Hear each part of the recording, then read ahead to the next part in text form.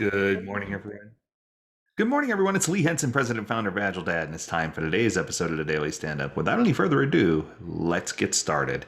It's Monday, it's Memorial Day, and I am just in another dimension today. I'm so excited to be recording a podcast here live from my Salt Lake City office, but I'm also excited because today's a day where we remember here in the US all those who fought to give us the rights that we have, to give us our civil liberties, to protect us, and to help us have all the things that we have today. And in appreciation of that, I thought today would be a good day to kick off a series based on an experience by John Boyd that he had in the U.S. Air Force.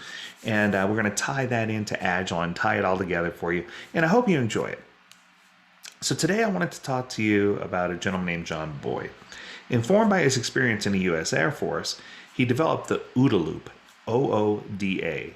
He presented it in 1995 in an article or presentation called The Essence of Winning and Losing.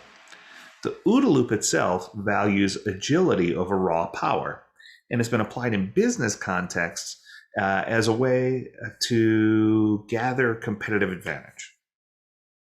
So by being able to execute OODA Loop faster than a competitor, it allows a company to stay ahead of the game, undermine its competitor's ability to be able to respond quick enough. So, Jeff Patton kind of made this first element of the OODA Loop popular, the observe element.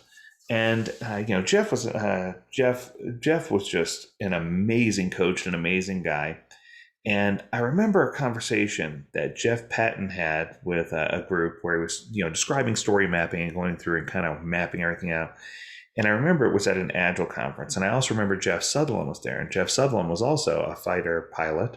So it's kind of fun to tie him in as an aviator himself. It's not surprising that with so many people who had either good strategic thinking backgrounds or military backgrounds, that OODA became really popular and became a key influencer of Scrum.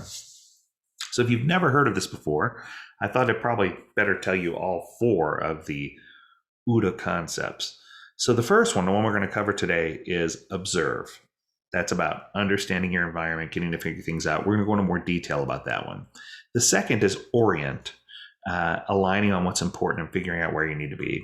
The third one is decide, which is agree on a course of action. And then the fourth one, of course, is act. Do it. Get the job done. And I think that too many times we get hung up in this loop and we're not doing it fast enough.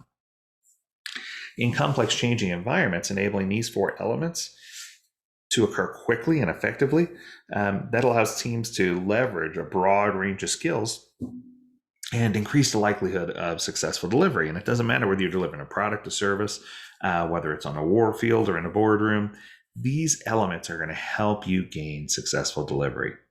So although there are probably 100 different ways to do each of these steps, technically, irrespective of which way you choose, the question is, are you doing something to anchor the team's focus and to visualize where we're going and what we're trying to do?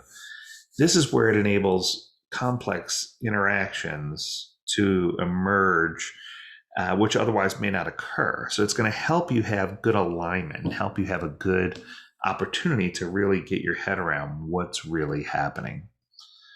So let's start with observe. So observing the environment.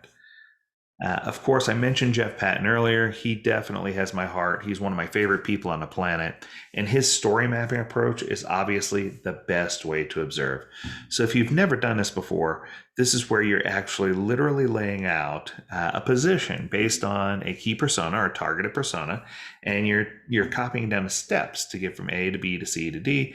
And then you're doing the interaction of the pieces below, the details below that are going to help carry you from one to the next.